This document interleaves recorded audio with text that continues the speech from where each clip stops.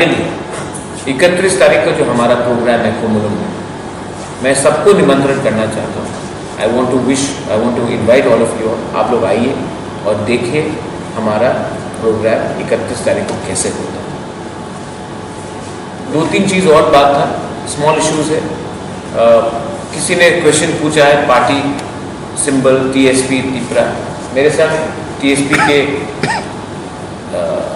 President और चित्तो बाबू बैठे हैं। हमारा कोई मिशन नहीं, क्योंकि तिपरा अभी तक रजिस्टर्ड पॉलिटिकल पार्टी नहीं है और हमने एक दूसरे के साथ मर्ज किया है, तो एक रजिस्ट्रेशन में हमको इलेक्शन फाइट करना पड़ता है। ये टेक्निकल पॉइंट है। आज भी INPT TUJS के टेक्निकल रजिस्ट्रेशन में इलेक्शन लड़ रहा है।